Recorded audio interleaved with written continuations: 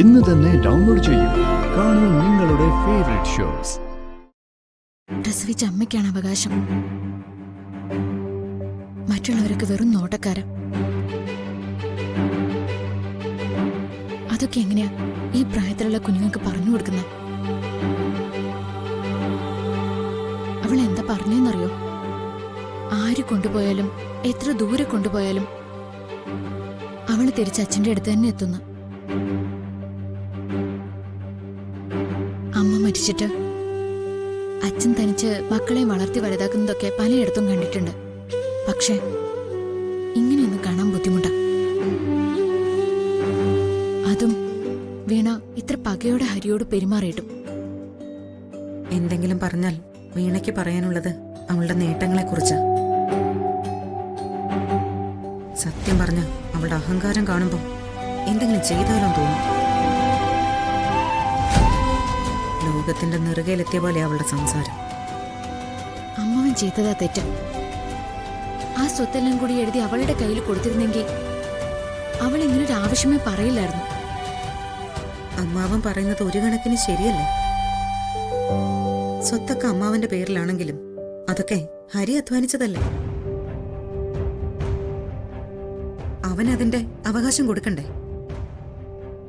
എന്തിനാ അമ്മേ കുറെ ഭൂമിയും കെട്ടുകണക്കിന് പണവും കിട്ടിയിട്ട് മനസമാധാനം ഇല്ലെങ്കിൽ തീർന്നില്ലേ?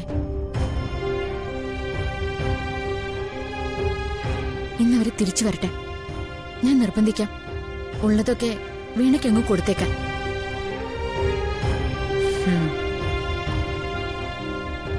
ആ തീരുമാനത്തിന് എന്തായാലും രാമകൃഷ്ണേട്ടനെ കിട്ടില്ല.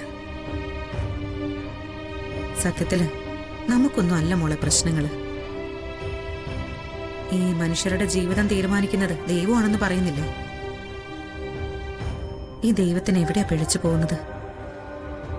മനസ്സിൽ നന്മയുള്ളവരൊക്കെ സങ്കടപ്പെട്ടിരിക്കുക, തിന്മയ്ക്ക് വേണ്ടി ജനിച്ചവരൊക്കെ പൊട്ടി പൊട്ടി ചിരിച്ചുകൊണ്ടിരിക്കുക. വല്ലാത്തൊരു ലോകം തന്നെ.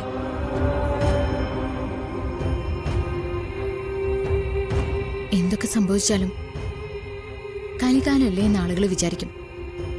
അതുകൊണ്ടങ്ങ് പൊരുത്തപ്പെടും അമ്മേ. അല്ലാതെ പിന്നെ എന്ത് ചെയ്യാനാ?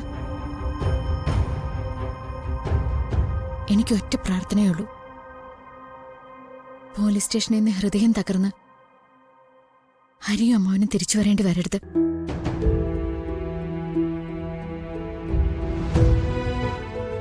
ഞാനൊരു വഴിപാട് നേർന്നിട്ടുണ്ട്. അതുകൊണ്ട് എല്ലാം നടക്കുമെന്നല്ല, പക്ഷെ എന്നെ കൊണ്ടാവുന്നത് ഞാനും. പിന്നെ എന്റെ പ്രാർത്ഥനയുണ്ട്.